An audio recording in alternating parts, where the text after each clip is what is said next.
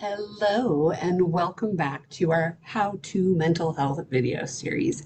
I continue to be Sarah Johnson with the Joy Labs, and I'm excited to talk to you today about our topic, which is how to tell when you're not doing well.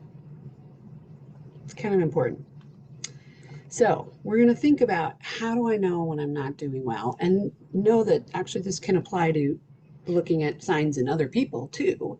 What are the signs in particular to pay attention to? Recognizing signs, thinking about these 5 signs: agitation, withdrawal, personality changes, not taking care of yourself, and hopelessness. So we're going to zero in on each of these. When we're talking about agitation, that can look a lot of different ways. It might be coming out as anger and irritation. It might be coming out as anxiety, which is like kind of feeling wound up or worrying or like having a lot of what if scenarios in your head, maybe feeling overwhelmed. It might be your mood going up and down. Could be that things that wouldn't ordinarily bother you getting to you, bothering you, getting you down or getting you frustrated. Finding that it's difficult to bring that level of stress down, and your sleep might get messed up. So agitation might look like having trouble falling asleep or staying asleep. Withdrawal looks like pulling away from activities. So this might be somebody that used to hang out at lunch, you'd have conversations, or you're texting, you're in the text thread, and you're not seeing them as much. They might actually be missing from school or missing work. Another sign of this might be actually someone who's prickly and kind of pushing people away. It's not very fun to be around. That can be a form of withdrawal and pulling away, becoming isolated.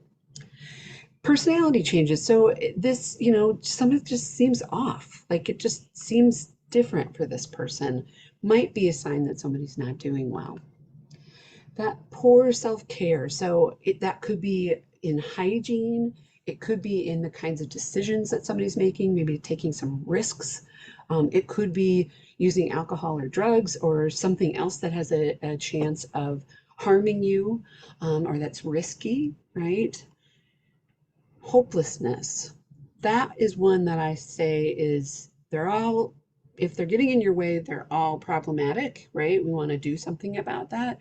I'm particularly concerned about hopelessness because if you look at our list here, feeling helpless or worthless, like you're a burden on other people, not being able to imagine life getting better, maybe it's thoughts like the world would be better off without me. All of those give me some red flags of potential thoughts about suicide. And so we really want to make sure we're listening closely. If we're hearing signs about hopelessness, we really want to take that seriously. We definitely want to take every sign seriously. The more signs there are, the greater the concern, the more likely that that means that somebody is struggling. If you're noticing those signs in yourself, know that help is available. There are so many things we can do. There's so many resources. It may not feel like it. You may not be aware of what those things are. You've maybe tried a lot of things and they didn't work out the way you were hoping to. Don't give up. There's lots we can do. I would have you start by talking to someone, anyone, starting with a family member, a friend, maybe it's somebody you work with or work for. Might be important to schedule an appointment with a primary care provider. So that might be a doctor, a nurse practitioner, someone like that who is able to help you assess. And lots of schools have counseling services that are free, and some places where people work have what's called EAP or employee assistant programs, where it's also a free benefit to get to see a therapist for a little bit. I wanted to share with you, if you're still kind of going, I'm not sure here, right? When do I ask for help, and when can I lean into my informal supports and my own coping skills, and when might I need to seek out more formal support? Looking at the blue box here, basically, if you're just having some trouble, but you're able to care for yourself, it's not getting in your way, I would say notice that and focus on grounding yourself in sleep, making sure you're getting outside, moving your body, leaning in on your friends, those kinds of things. And if those things aren't working, if that's not cutting it, that's when it's time to start talking to a more formal support. Again, that might be your healthcare provider, counseling center. Maybe it's calling one of those 24-hour lines like 988 or 741-741. In the pink box, I'll have you notice that if you've had some stuff going on and it's going on 2 or more weeks, that's probably an important time to be amping up the things you're doing to take care of yourself, and probably an important time to consider talking to a formal support. Absolutely, if that's getting in your way of your daily life. So you're not able to care for yourself as well or other people as well, getting in your way of school or work, really important time to nail that help down. Lean on both your informal supports and seek that formal support as well. As always, I'm reminding you to ask for help when you need it. We're going to actually talk more about that in an upcoming episode. And I'll invite you to reflect. Maybe you pause and reflect now, or maybe you come back to it later. But inviting you to reflect on the signs that someone may be struggling, and if you recognize any of those signs, either in yourself or other people. If you've noticed those signs, what's your next steps? How will you respond to that? Who can you lean on?